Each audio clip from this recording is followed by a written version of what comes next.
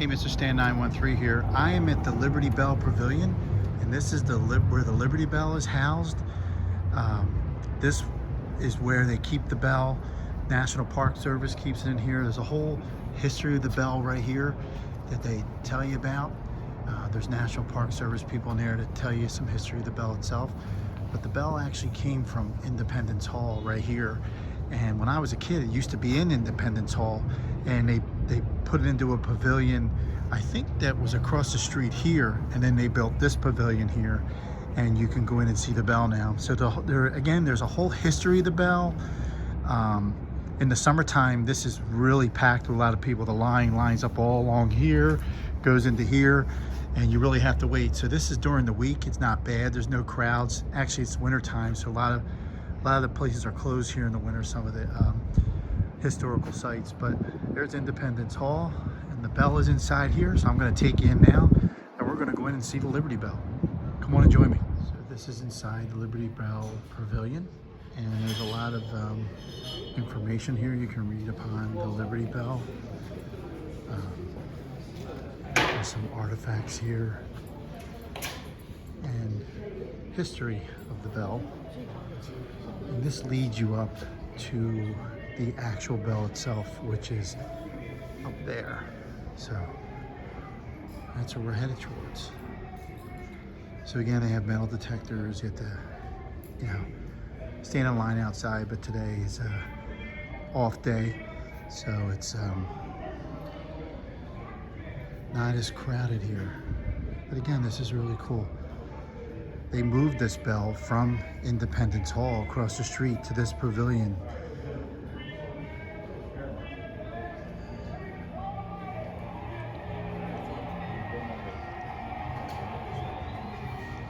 So there's a lot of history here and a lot of The Liberty Bell has witnessed the creation of the nation and the end of slavery. It has rung out to mark extraordinary moments in world history, celebrating newfound freedoms for many, while serving as a reminder of those who continue to. When I was a kid, there was one pavilion here that they had it in, and they built this pavilion to move it to. We can only wonder. So the bell is coming up. And there's the bell there on that video. The bell is right around the corner, and that's where we're going next. So you come in down there again, as I said, and then you come around here, and this is where the bell is. And there's the Liberty Bell.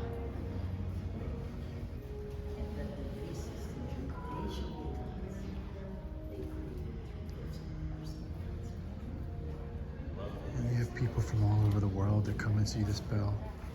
Been here since I was a kid.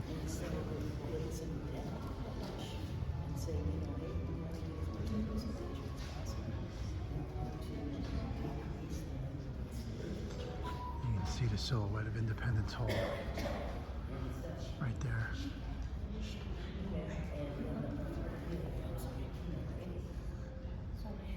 The Pennsylvania Assembly finally had enough money to build themselves a bell tower starting in 1749.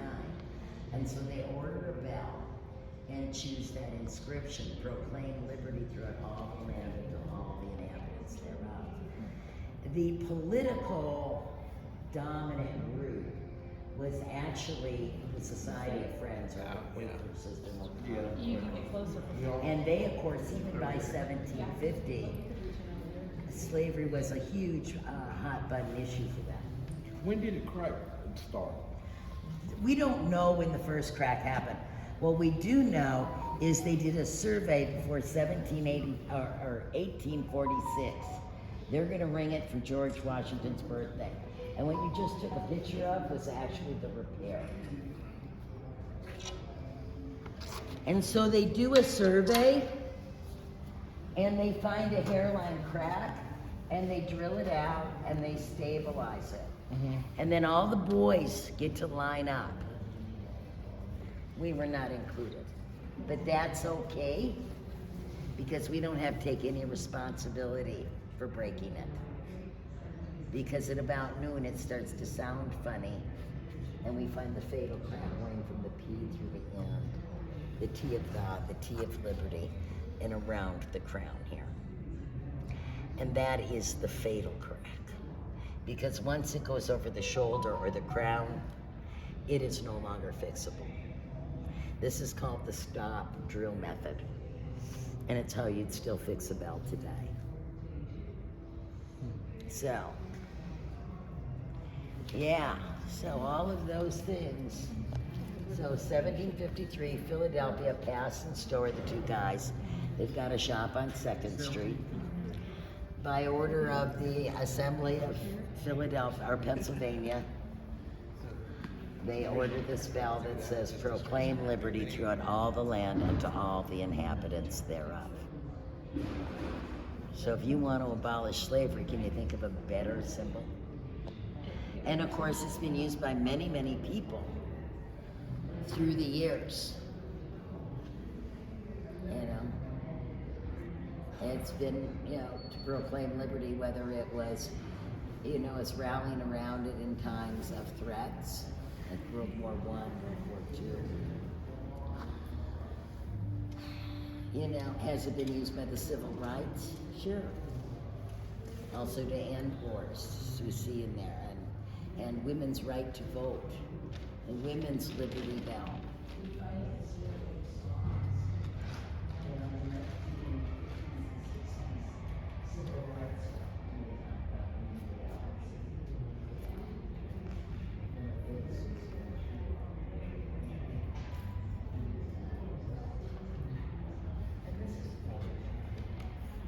And so, you know, it's been used in various civil rights groups. And, you know, you might want to think about which.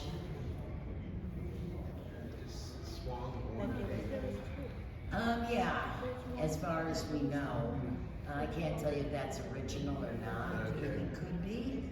It felt like a glove and it was found inside the basement of Independence. But we don't know when it was thrown down there. The bell's history is such that during the Revolutionary War, it was taken up to Allentown. If it was the original, it could have been thrown down there at that time. On the other hand, it could have gone up to Allentown and then when it came back, they threw it down there. On the other hand, it could have been put on at that point because the bell tower was so shaky that by 1781, that comes down. And it's just another brick area. And then 1828, they would have built the room area.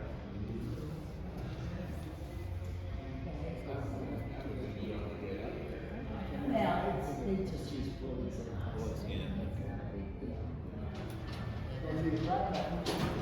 You can walk all around it. Lots of people could be up there at the same time. Do you have any questions?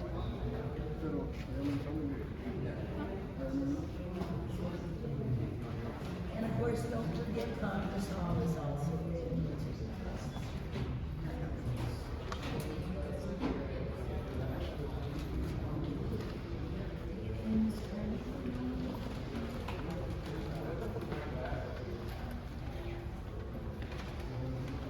So that's the Liberty Bell Pavilion here.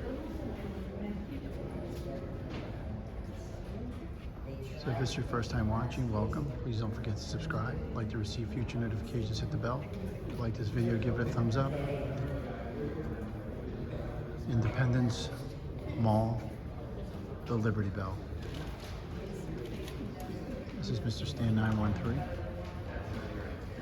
Thanks for watching, and I'll see you again soon.